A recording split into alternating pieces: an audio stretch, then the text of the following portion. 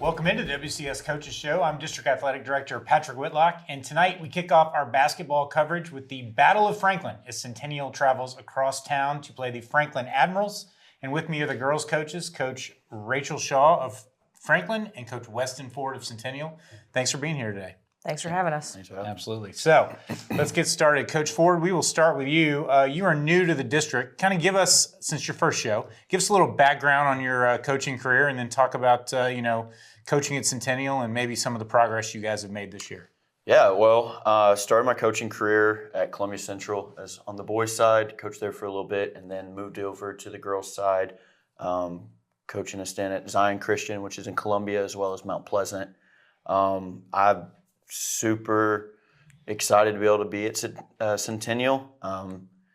Coming into it, definitely knew it was a task that I thought I was fully capable of. So far, the girls have been great. They're very positive, and regardless of what type of season we wanted to have or whatever, like having positive kids in the program or just makes coaching so much easier. Regardless if you're winning, losing, when you have great kids, it's a lot of fun. So been happy since I've joined, and it's been a blast. Really enjoyed it. Good deal. Yeah, Coach Shaw, you are no stranger to the program here, Franklin alum, in your fourth season as head coach. Been around the Franklin program a long time. Talk about your team a little bit this year and some of the progress you made. You went to Florida, finished runner-up in the Hilton Sandestin tournament. You've got a marquee player in your team, which we'll get to here in a second. But how do you feel the season's gone so far? Well, I agree with what Coach Ford said. If the girls have a good attitude about things, it really makes a difference. So we love our girls. They are goofy as all get out, but they're a joy to work with every day. And if it wasn't the case, it'd be a lot harder to come back each year, each day, and keep grinding it out. Because it's just as, it's hard on the girls, it's hard on the coaches, it's hard on the parents. It really is one big family. Being an alum from Franklin, pulls my heartstrings a little bit more because I'm passionate about the school and building our program. And then just 4 years, like I said, you got to love it to keep coming back, and that's what we do. In terms of going to Florida, that was a good turnaround for us. We kind of struggled off at the beginning of the year, just finding our chemistry. That's the good thing about basketball. There's always another game, and it's a long season. So it's always good to, you don't need to peak too early. Just try to find our footing, try our bearings. And then finishing runner-up down there was a good bonus. I wish we would have been champions, but we'll take it, and the next time strive for better. Traveled all that way to play a local team in the championship game, CPA. Got to love that. Yep. We actually played 2 Tennessee schools down there. First game was against a Kentucky school. Second game was against Dobbins-Bennett, still Tennessee. It's East Tennessee, but far away. And then, CPA. I was like, we could have played this at home. Right. But just a few miles separating the schools, but get to go to Florida. A little bit more fun with palm trees in the middle. Absolutely. Get to get some beach time while you're down there, too. Coach Ford, talk about your Christmas break. Obviously, winter break is pretty critical for a lot of programs as you're trying to, get the full playbook in and things of that nature. What did you guys accomplish over break that you thought was significant? Well, we played in a Christmas Classic at Independence. Girls battled hard. Saw a lot of really good things that we can build on as the season progressed. And then after Christmas, we ended up picking up a win against MLK, which was really, really big for the morale of the team. A really good way to kind of cap off the end of the year heading into this new year. So definitely found a lot of things to build on. And that's what we've done this entire season. Find little positives, build on those, and just keep going from there. So as we get into the new year, this is the first game in the newly aligned District 11 4A, going from 8 Williamson County teams now to a district of 5, which obviously mixed reviews on how we all feel about that. As we get into that, with this being the first game, what is your outlook for the district? Coach Ford, we'll start with you. I'm new to the district, so everything's new to me. I don't really have any overwhelming kind of opinion on how things are. I don't really know. So I'm just kind of taking each game one at a time. I've heard rumors about how the district is, how good certain teams are and whatnot, and who has what players. But I'm just, like I said, taking every game one step at a time and just really kind of first year kind of gathering as much information as I can and really just absorbing it all and helping me as I progress through my hopefully multiple years. Coach Shaw, no stranger to the Williamson County landscape. What are your expectations kind of moving into district as we get ready to start district play? Well, as we said, the district it's a little bit different, but I mean, we're still playing all the Williamson County schools. So even though they're not district matchups per se, like we've already played Independence, we played Page, you still get that county feel. So even though those were technically just a region game, it's still a good Williamson County turnout. I think that's one thing our county is really good at is just supporting basketball. Going with the 5 teams just for us specifically, I mean, I think it's still going to be a battle. It's not going to be any easy games. Every opponent you got to take in stride. Like he said, just take it one game at a time, focus at the opponent at hand, and then move on. So, Coach Ford, let's talk about your team a little bit. Who are some of the players that you kind of lean on? I know it's been an upward battle trying to increase the numbers and things like that, and you've obviously made some strides there. But who are some of the players that you lean on and count on? There's 2 that first come to mind, being freshman Mercy Chapman, who has been very crucial for us, having to take on some tasks that she hasn't done in the past, being a ball handler, getting us into an offense sometimes. But when she's able to get down to the post, we really like where she's at. She's a really solid player, very coachable. And then our other post, Quincy Anderson. She's team leader, team captain, really holds everybody accountable, and does a lot of the same things that Mercy has to do as far as handle the ball and try to post up. So those are the 2 that have been the most crucial pieces for us this season as we try to grow this program. Now, Coach Shaw, you have probably the marquee player perhaps in the district. I mean, Page, and the county, Page has a lot of talent, but Cecily Brandamore, Missouri signee, the 3rd SEC signee in program history, I believe. Karen Booker went to Vanderbilt. Brittany Ezo went to Tennessee. Yep. And now you got Cecily going to She went to Alabama. Alabama. That's right. Okay. Don't want to get the fans mad about that one. Yeah, well, that would be a big one right there. Yeah. My apologies to the Ezo family on that. Anyway, talk about her and the contribution she's made to the team. And she kind of got a unique story, right, in terms of playing basketball. Like, is she a 2-sport athlete or just basketball? Or She's mainly a basketball player, but I mean, you can't coach height. So she definitely picked up volleyball, working with Coach Beebe this season and last, and just the raw talent of just being an athlete just to go get the ball. She is planning on playing flag football this year. I know she had tried it a couple seasons ago, but it was just hard to figure out basketball schedules with it. But yeah, no, basketball is definitely her main love, and it shows by being an SEC commit. She's been a standout player all 4 years for us, and it's been fun to watch her grow and develop as a player. Coming in, and I'd tell her to her face, a goofy little freshman, all dangly with her body, to really, developing, getting some muscle behind her, and then developing her game in the backcourt and deep shots and driving in and posting up. It's, she's the player to beat. now, while she gets a lot of the pub, who are some other key contributors for you? So a lot of the grunt work, I like to call it, is from Molly Forrest. She is battling in there.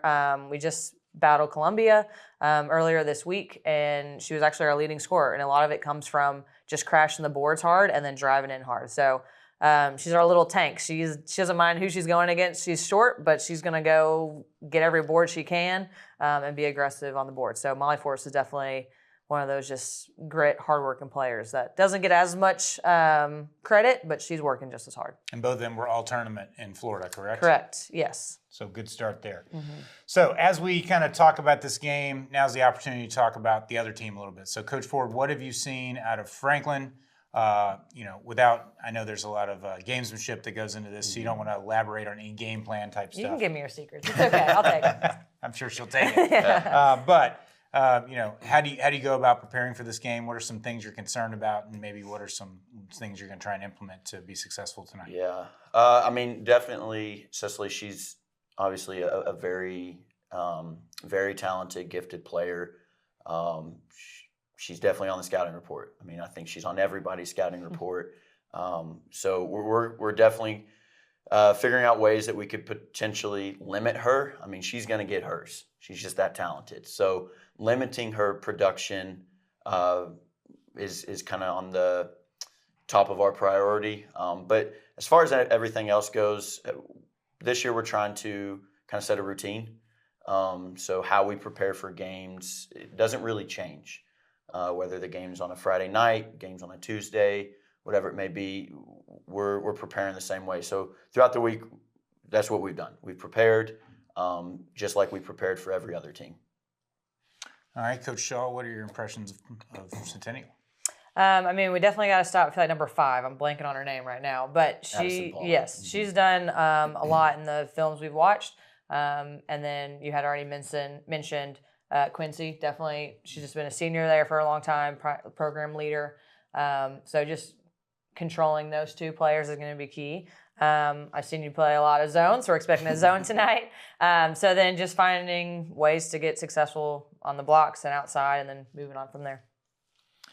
So, the Battle of Franklin tonight will be a 6 o'clock tip-off. This is the first of 2 matchups. The second one will be the Natchez game. Before we wrap it up here, Coach Ford, you're obviously a little new to that, but for those of us that don't know Coach Shaw, talk a little bit about that and how that plays into the tradition in this Franklin matchup. Yeah, like you said, that'll be later on in the season. We alternate each year who hosts it. Last year it was at Franklin. This year, of course, it'll be at Centennial. The Girls and Boways program want to honor Natchez High School, which was an all-black high school back in the day.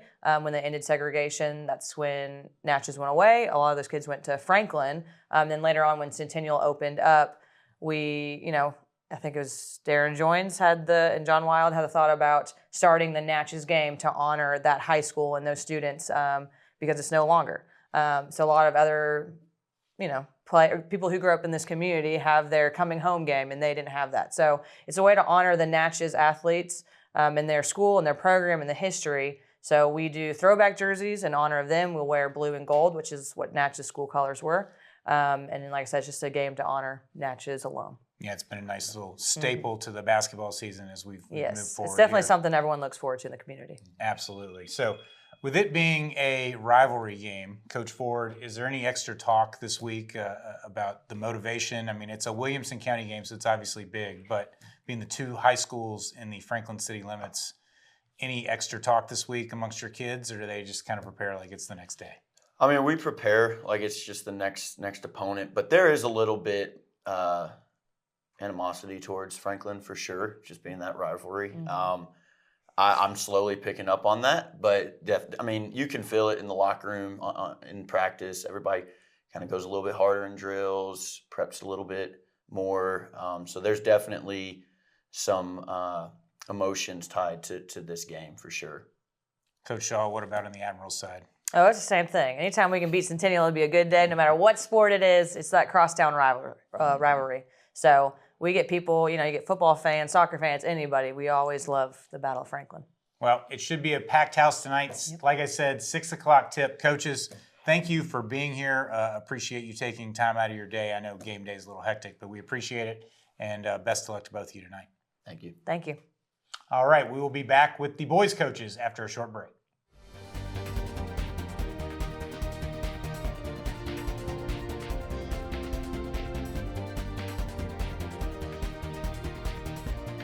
Welcome back, and now I have the boys coaches with me, Coach Sloan Starkey of Centennial High School and Coach Jason Tigert of Franklin. Gentlemen, welcome into the show. Thanks for having us. Thanks. Absolutely. So, Coach Starkey, we're going to start with you.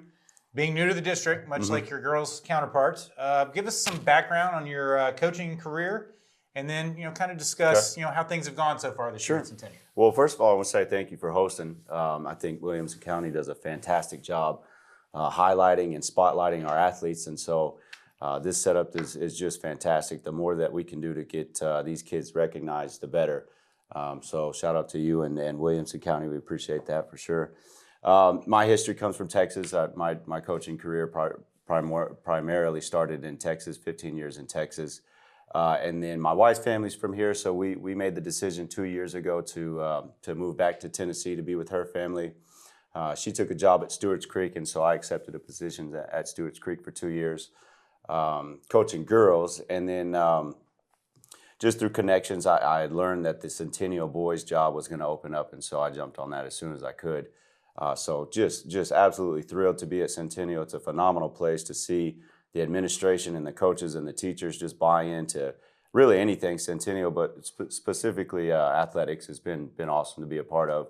And tonight's game is a big reason why. Williamson County reputation precedes itself. This is going to be a phenomenal game tonight, and so to be a part of it is just couldn't ask for more. Coach Tiger, you're in your 7th year. I'll be quite honest, it feels like you've been at Franklin longer than that, but we've known each other for 19 years now. Yes. So, yes. yeah, we go back a long way. So how do you feel about your team's progress so far this year, especially because you had to replace a lot of key pieces off your team last year? Yeah, we lost, approximately, 95% of our production or so. And so, but we feel good where we're at. We kind of enjoyed the process, and we've continued to get better throughout the season. And we like where we're at going into league play. So, Coach Starkey, I know you're new to the district, but you've obviously been able to watch a lot of tape. You played some county teams here in December. What are your impressions of Williamson County basketball? What do you kind of expect as you get into district play tonight? Well, the word is that Williamson County is the SEC of Tennessee, and I think for the most part it's definitely lived up to its reputation. And we preach to the guys, we've said it a million times, our district and our region is just an absolute gauntlet, and it's absolutely true.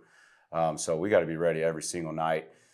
Franklin is a bit of an exception. It's kind of a relief as a coach that I know our guys are going to be ready to play. Like, energy and effort is not going to be a problem tonight. These guys are going to be ready to play.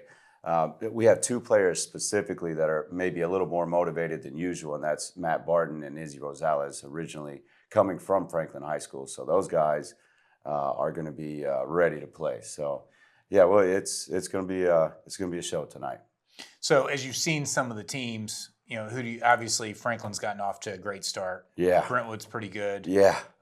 There are no free passes in That's right. District 11 4A. So, what are your impressions of some of the other teams you've seen outside of Franklin?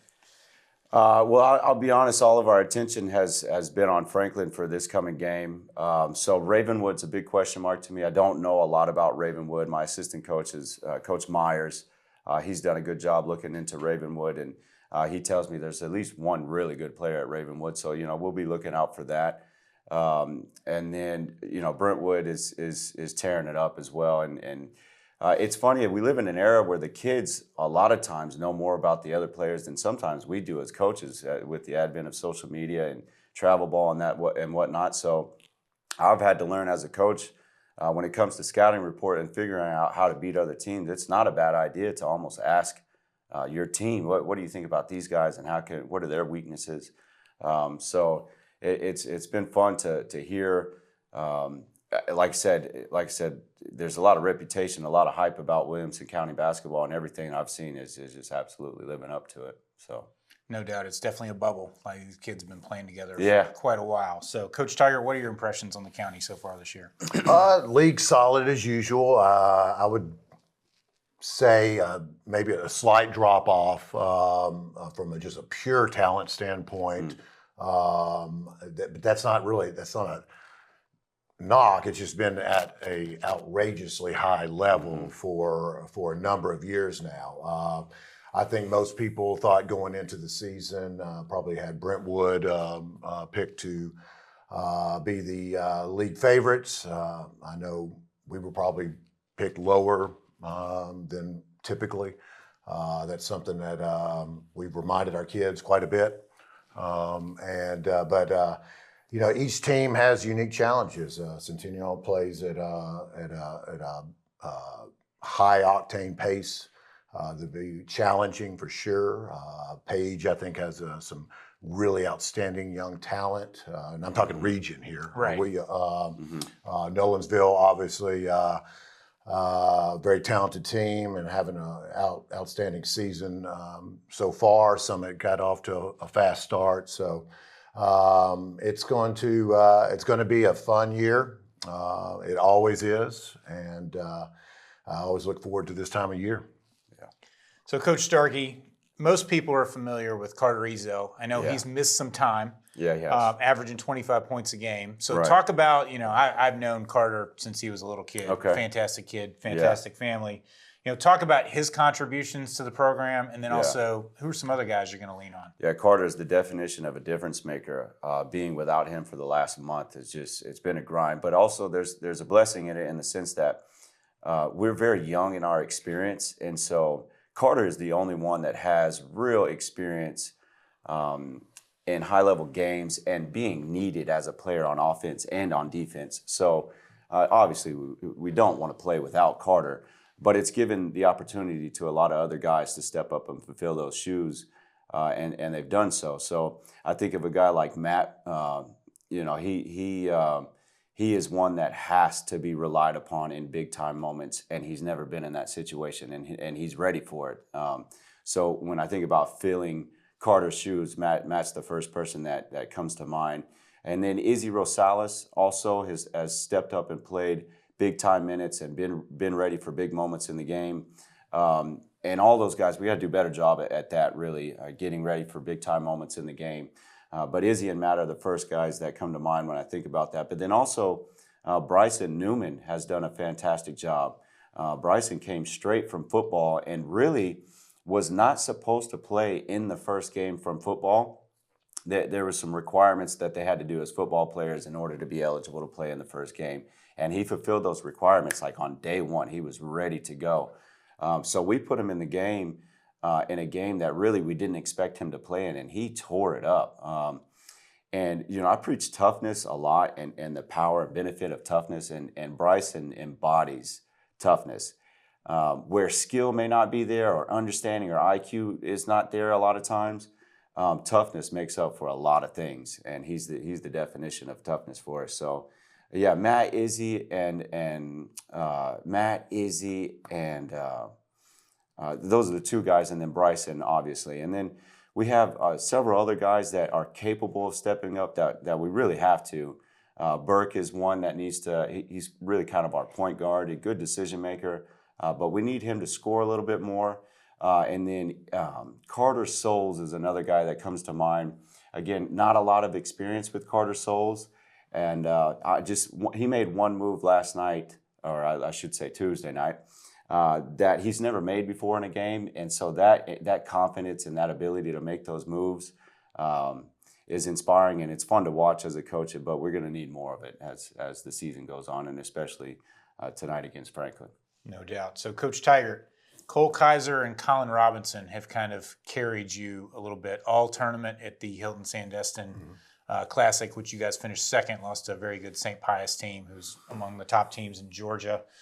I got to coach against that guy several years ago. He's legit, and he's got some talent. So I know that was a tough task there. But, talk about those two, and then talk about anybody else on your team that's really kind of stepped up for you this year, because, got a lot of guys fulfilling new roles. Yeah, those two junior guards have been outstanding all year long. Two guys, gym rats, and they put a lot of work into it, and it's paying off. They're buying into both ends of the floor, both offensively and defensively, trying to get teammates involved, great, improving shot selection, and really embracing guarding other teams, and in particular the best players for other teams. And so they've done an outstanding job. Carson Vaughn, senior for us, is having an outstanding year. A very good athlete, long, has always been a good defender. Got some minutes late in the year last year, a little bit off the bench, and is extremely efficient offensively. Just really great shot selection, very high effective field goal percentage rate, and is having an outstanding year for sure. Rounding out the other starters, Hayden McClarty, giving us a lot of production. At the other forward position, I wouldn't say we really have a center in our starting lineup, more guards and forwards, if you will. And then Conrad Jones, elite on-ball defender, and a high-level shooter. Does he shoot it as good as his brother? He's very similar to Gil, yes. Yeah. Yeah, remember Gil very well. So, anyway, all right. So, obviously, this game is huge. It's going to be a packed atmosphere, early arriving crowd. Right. I think one of the things I liked about coaching at Centennial and at Franklin, the gym's a little tighter than maybe some of these other gyms, so the crowd's going to be right on top of you. So, Coach Starkey, you kind of talked about it a little bit earlier, but in terms of, like you said, you're not going to have to motivate your group. They're going to be ready to go. How do you prepare them for this environment? Because you do have a lot of newer guys stepping in. Well, like I said, we got to stay focused within the lines for sure. You know, I got two guys that are going to be amped up beyond belief. And so to keep them mentally focused and dialed into the game plan and executing what we need to do is going to be kind of our challenge as a coach. But then the flip side of that is, you know, motivation and energy doesn't need to come from me tonight. These guys are ready to go. So as long as I can keep them focused and understanding how to execute the game plan, we're going to be in good shape tonight. Coach Tiger, the Cougs like to get up and down. It's not a style you see very often. You know, how do you probably not easy to emulate in practice because you guys are a little bit more methodical. Yeah, we definitely might be an understatement. Definitely contrasting styles tonight. They average over 20 more shots per game than what we do, and so you know, they demonstrated throughout much of the season being able to pick up full court and create pace, and it's a fun, exciting style, and it should be fun tonight competing against that. I think, as Coach said, and as you've mentioned, the environment is going to be unbelievable. I mean, it's just you know, there's some great student sections across the county, Right. but the environment at Franklin High in games like this is as good as anywhere in the state, and so it's going to be so much fun for all these student athletes, and it's a lot of fun for the coaches as well. So, coaches, we're getting ready to wrap it up here. Coach Starkey, any parting thoughts, game plan implementations, anything you're overly excited about tonight? No, I'm just encouraged to hear you guys talk about, you know, what we're doing and the fact that it's showing, and that's encouraging to me and encouraging to our players that what they practice is being seen and recognized, and so we need to keep doing that. Coach Tiger, not to bring up a sore subject, but last time you played Centennial, it was a little disappointing.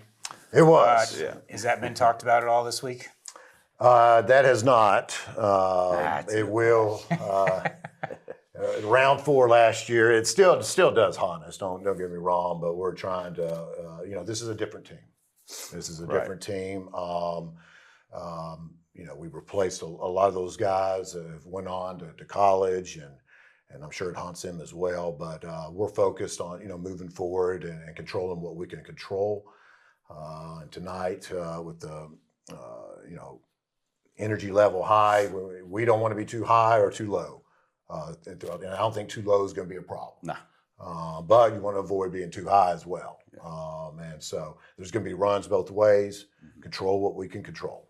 No doubt. So, well, I don't think we would be coaches if we didn't have those games that haunt us. I still have lots of those in the back of my mind.